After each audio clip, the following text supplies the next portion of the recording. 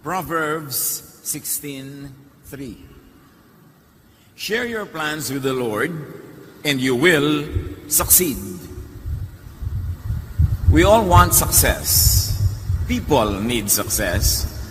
But there is a path, there is a way to success. There are multipliers of success. Ano ba ang nagpaparami sa mga tagumpay, nagpapaganda, at kung minsan nagpapadali? Lord, thank you that you're the God of success. And we pray that you're going to enlighten us, teach us more, give us deeper, higher, wider understanding of the methods to be successful in life. Nawa, Panginoon, kayo po ang mangaral sa amin mga profesyon, sa aming spiritual growth, sa aming emotional life, family life, lahat ito, Panginoon, turuan mo kami upang maging matagumpay. Mabunga, all for your glory. We thank you, Father, asking you to be our speaker. In the name of Jesus, your Son, our Lord. Multipliers of success. True spirituality, true godliness should lead to a very fruitful and a very successful life, because Jesus says, I came that you might have life and have it abundantly, have it to the fullest. It is the intention of God through Jesus that we all become very fruitful and successful. But one multiplier of success is knowledge. Karunungan, kaalaman. Outstanding education is very important, which could be informal or formal. May mga merong formal education, they go through schools, through various ways of learning, pero marami ring informal ways to be knowledgeable, to observe, to learn from the experienced, to learn at the seat of masters. Lahat yan, education. Proverbs 4:5-8. Get wisdom, get understanding. Do not forsake wisdom, and she will protect you. So mahalaga, natututo. Kaya mahalagang nag-aaral hindi lang sa mga formal teachers, kundi sa ating elders, sa ating co-workers. At sabi nga ng desiderata, even the dull and the ignorant, they too have their story. Lahat may maituturo sa atin. Kahit yung itinuturing ng iba na hamak, mababa ang kalagayan sa lipunan, pero kung specialization niya ang isang bagay, lagi yun ang ginagawa niya, marami tayong matututunan sa kanya. So get wisdom. Always learn. Which is important, be teachable. Be willing to be told, to be corrected, to be taught, to be tutored, to be guided, to be taken by the hand. Dapat wag laging mag-alam-alaman. Marunong tayong manahimik para makinig sa marunong at nang lalo tayong maging marunong. Proverbs 3:1-2, My son, do not forget my teaching, for they will bring you prosperity. Hindi magic na pag tinuruan ka, magkakaroon ng prosperity. But you're able to eliminate right from wrong. You're able to minimize mistakes. You're able to maximize correct deeds and decisions, which of course would lead to prosperity. Mahalaga ang tao marunong. Meron ng dalawang nag-uusap Nagmamagaling yung isa. Sobrang magturo, sobrang magyabang. Ang dami-dami niya kasing ng pag-aralan. At sabi ng kausap niya, if you're really smart, why are you poor? Hindi nakakibo. Kasi dapat kung ang galing-galing mo, di dapat maluwag ang buhay mo. Dapat kumikita ka, marunong kang magparami ng mga binibigay sa'yo ng Diyos. Galing-galing mo magturo dyan, tapos wala ka makain. So dapat marunong tayong makinig. Hindi yung kung marami tayong academic units, kala mo kung sino na tayo. Proverbs 24:3-4. By wisdom, a house is built. Through knowledge, its rooms are filled with rare and beautiful treasures. Pag daw ang tao ay mahusay talaga, sunod-sunod ang ginagawa niyang tama, inevitably, giginhawa siya sa buhay, magkakaroon siya ng mga magagandang bagay sa buhay. Kasi ang talino, nakakapagpayaman. Of course, that is applied knowledge and wisdom. Meron naman kasi ang galing sa teorya, pero hindi applied.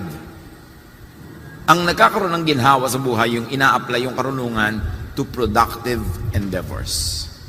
Endeavors that bring about fruits that you will need in your life. Ecclesiastes 7:12, wisdom is a shelter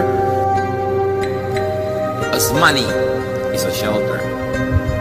But the advantage of knowledge is this: wisdom preserves those who have it.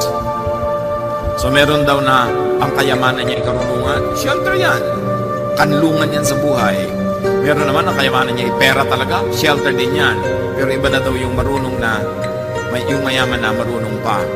Kasi yung mayaman na marunong ang mananatiling mayaman. Pero yung yumaman na hindi marunong, babalik sa kahirapan niya. Kailangan marunong ka mag-preserve ng wealth. Kaya may mga one-day millionaires, mga biglang yumaman, mahirap uli next week. Kasi hindi sila marunong, mayaman lang sila. Pero yung hindi mayaman na marunong, yayaman yun. Kaya between yan naliligaw sa'yo, ang yaman-yaman, tapos magmama na lang pala. Lulusta yun, mauubos yun. Meron naman, walang kayamanan, pero madiskarte. Yun, na mas meron kang future. Because wisdom makes and preserves wealth. Do not equate poverty with spiritual growth and development. Hindi mo sasabihin, kasi kaya ako pobre, kasi maka-Diyos ako kasi spiritual ako. God wants you to be prosperous. Pero hindi instant, hindi magic, hindi nadadaan sa kadadasalan, kaayuno, o kahiling. May way. Yan ang pinag-aaralan natin. What is your way to progress? What are the multipliers of success? Kahit yumaman yung fools shorten their mayaman status. They cannot be mayaman for long pagka hindi sila marunong. Hosea 4:6, my people are destroyed from lack of knowledge. Nakakasira talaga ng buhay ang kawalan ng karunungan at kaliwanagan. At ang tao hindi dapat tumitigil mag-aral. Meron ako isang kilala, mabulit na yan sabihin, pwede na ako umuwi, may natutunan ako. Kasi everyday ang goal niya may matutunan. Kahit matuto ka sa labandera kung paano magpusot, may natuto ka sa isang baker kung paano magpaalsa ng tinapay, may natutunan ka, yaman ng yaman yung utak mo, hinahanda mo yan for productivity which would lead to prosperity. Another multiplier of success is significant specialization. Kailangan hindi sabog. Kailangan hindi kalat. Meron nagsasabi, huy, dapat maging national scientist ka. Dapat maging national artist ka. And the answer is, yung mga ganyan, dapat teenager ka pa, may ginagawa ka na para magpunta ka doon sa ganung award. Kasi hindi pwedeng 40 na, 50 na, tsaka ka pala magsisimula.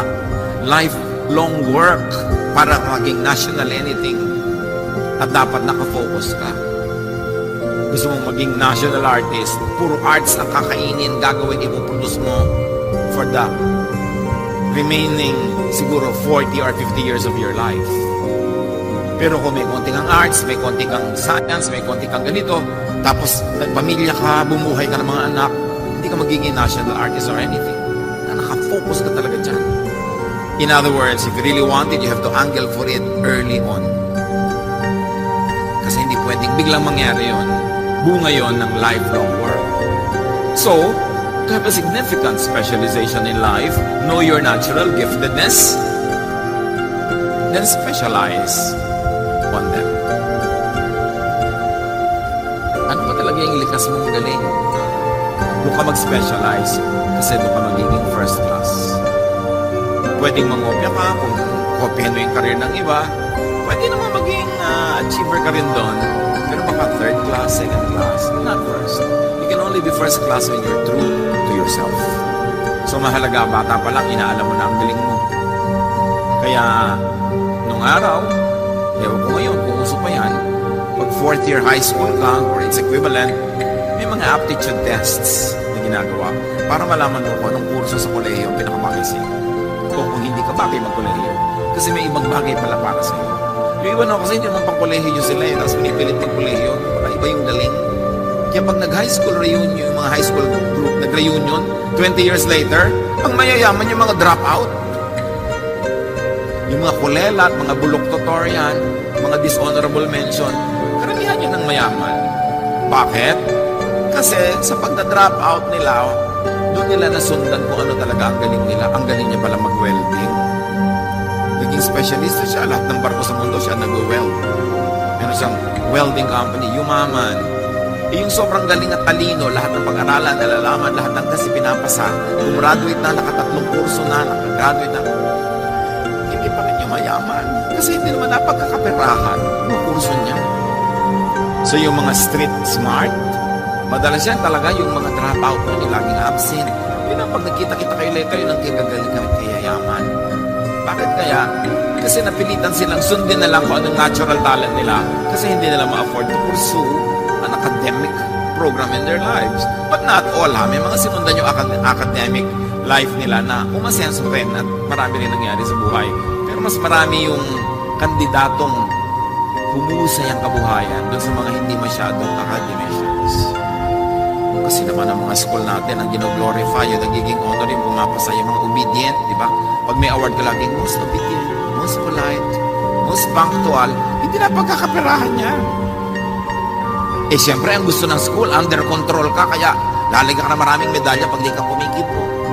Pinakamaganda ang posture pag nakaupo. Di ba? Pinakapo, opo. Pinakamagaling maglinis sa mga desk. Lagi ka siyempre uutuin ng mga school, lalagyan ka ng award para lagi kang mabait at dali-dali mo makontrol. Pero sa totoong buhay, mahirap maging productive pagka lagi ka lang sunod-sunuran.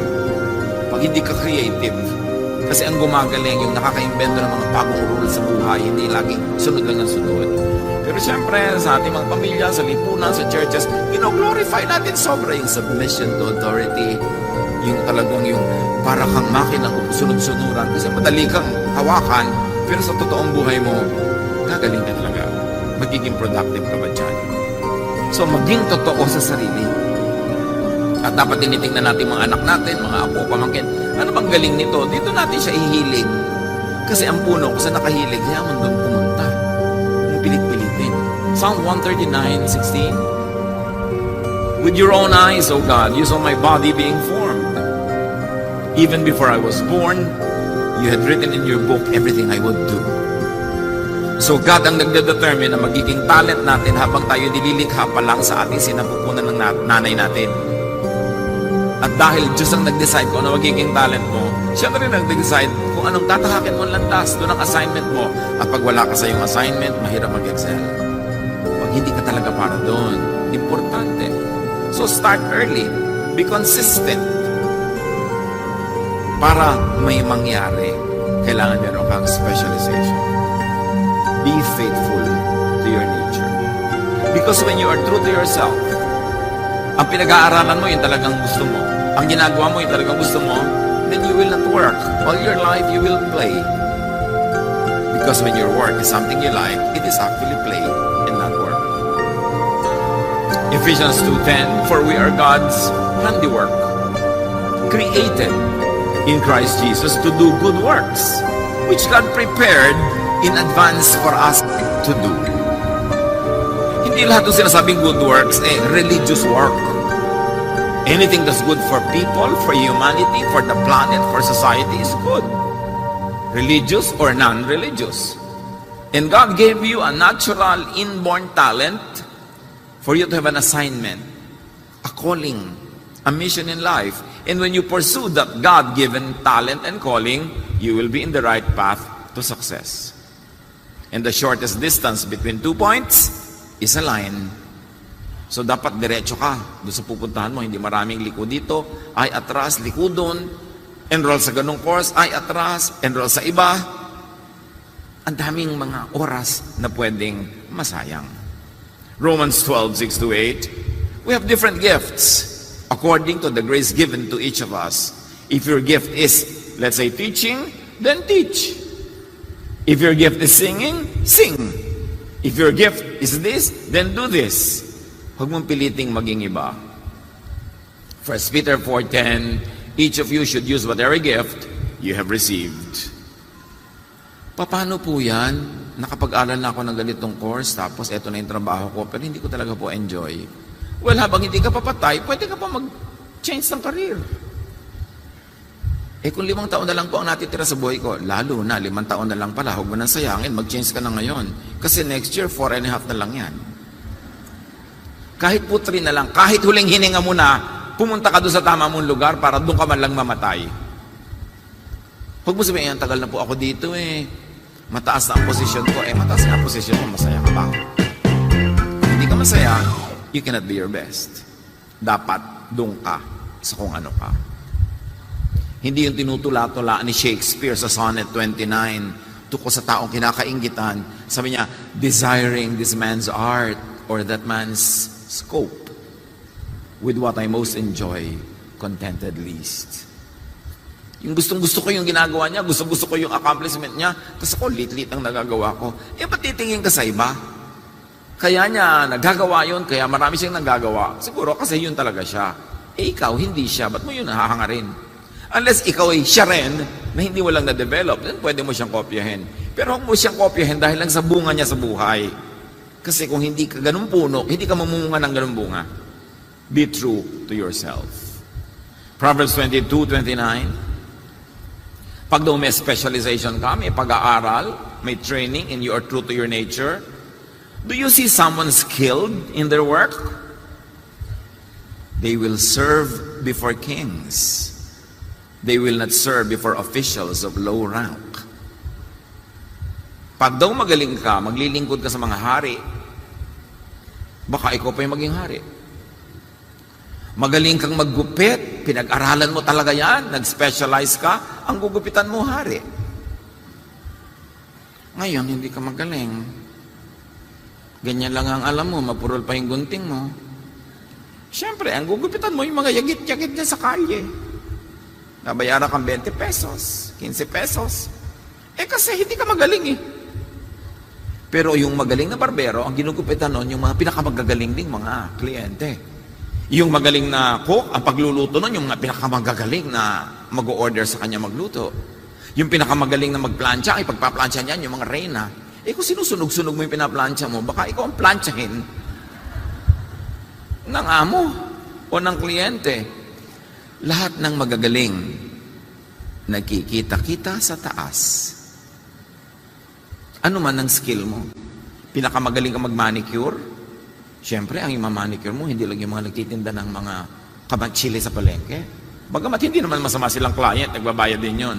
Pero, ang galing-galing mo kasi, tataas ka ng tataas, na kahit manicurista ka, you are the manicurista queen.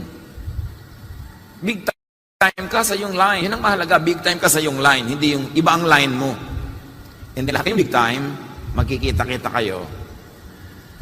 Yung mga second class, nakikita-kita rin niya sa second class. Yung mga third class, nakikita-kita kayo sa third class. Kasi yun ang mundong pinupuntahan mo. Hindi yun aksidente, hindi yun kapalaran. Whether you know it or not, ginagawa mo yun, pumupunta ka doon. Knowingly or unknowingly, through your action, through your decisions, doon ka napupunta. Hindi ka biktima, nagpunta ka doon. At kung hindi mo gusto yung napuntahan mo, pwede kang umalis doon. So what is needed for success? Marami. Hindi yan aksidenteng maging matagumpay. Ecclesiastes 10:10, if you don't sharpen your axe, it will be harder to use. If you are smart, you'll know what to do. Nakakita na ba kayo ng mga may bahay na yung mga kutsilyo niya sa kusina ay pagkapupurol? Yung hirap-hirap maghiwa ng karne, ang hirap-hirap yung mga gulay na hinihiwa na sasabunutan na, nagkakadurog-durog na. Pero hindi naman niya kahit kailan yun pinalitan ng matalemo, hindi kahit kailan siya naghasa. So anong tawag mo doon? Di ka asenso. Kasi hindi mo ini-improve yung tools mo, hindi mo ini-improve ang method mo. Yung bahay mo, iisa ang tabo, ginagamit sa banyo, ginagamit sa lababo, ginagamit sa hardin, ginagamit sa paliligo. Hindi ba pwedeng marami para efficient?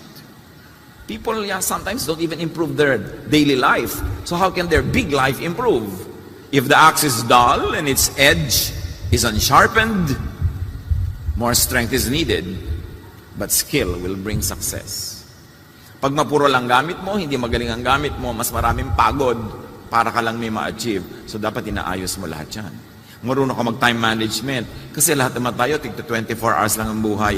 But yung iba maraming nagagawa, tas ikaw wala. So, dapat marunong ka mag-manage yan. Kasi pag hindi mo manage, wala ka ma-achieve. You need improvement all the time.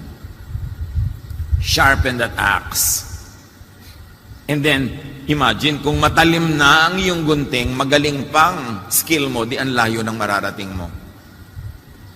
So we need development. Continuing, lifelong development.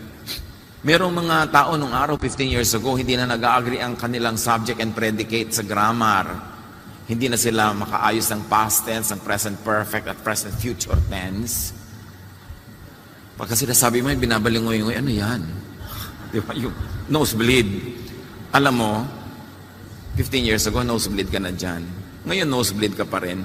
Wala kang ginawa para umasenso ka dyan. Para next year, hindi na nosebleed dahil alam mo na. Forever na lang matatakot ka tuwing may nag-uusap dahil hindi ka marunong. Forever na lang iiwas ka. Aba, dapat harapin mo yan, alamin mo. Para next time, alam mo na. Pati si Jesus nga, lumago eh.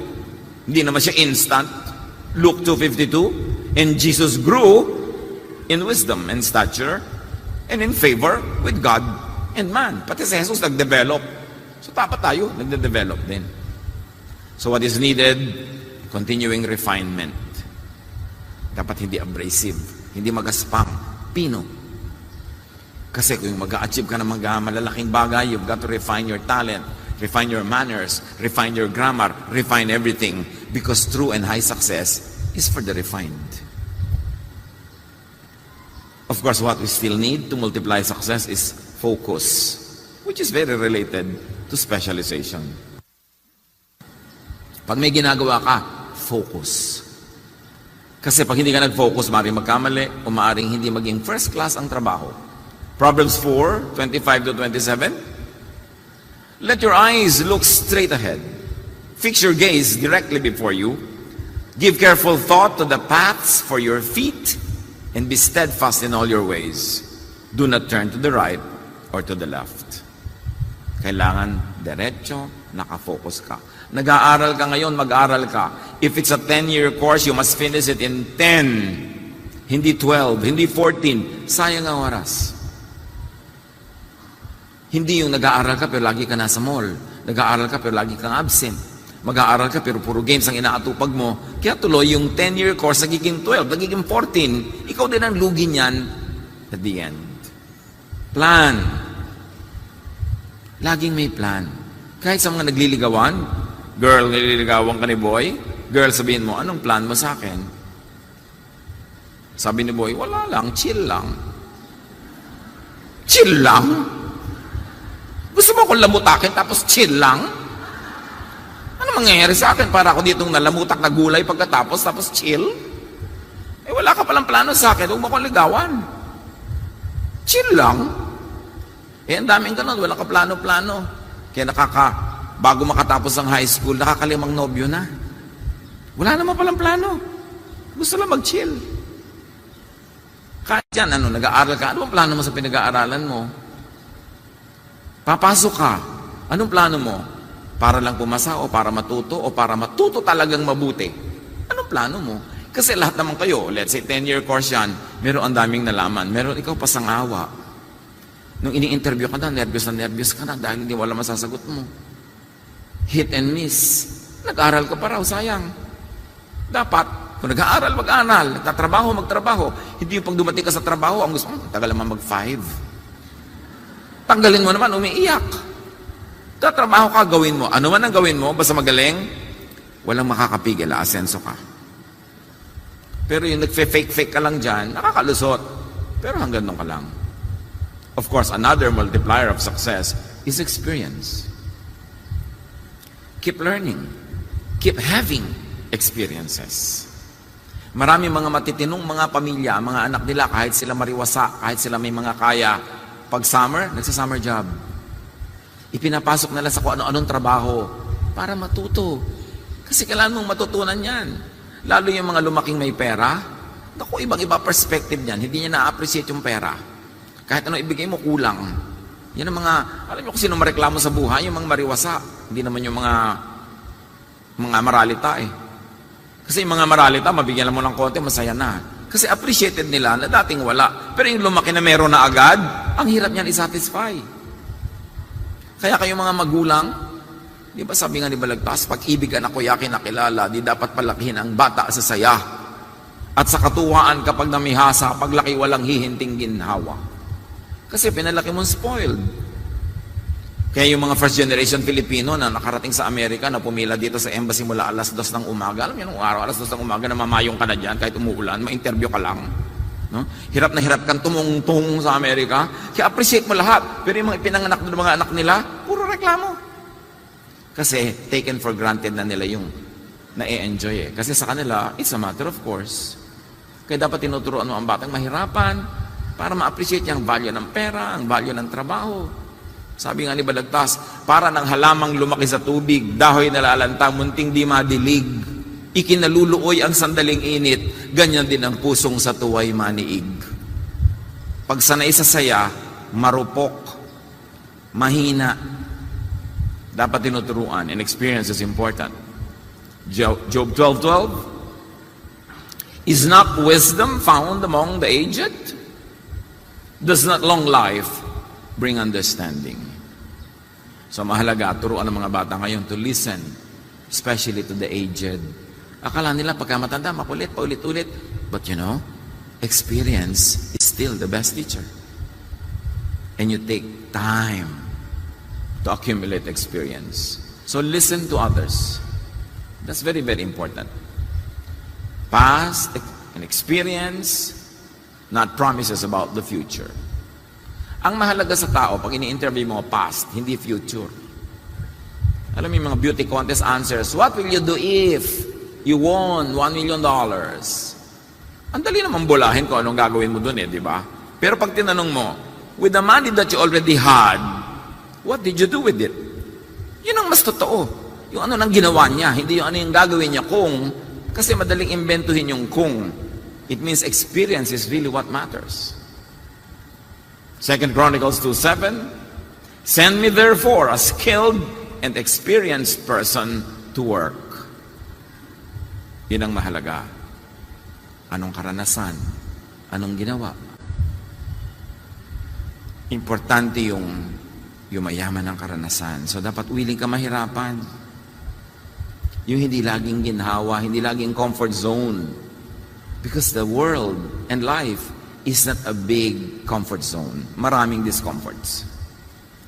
And another very important multiplier of success is communication skills.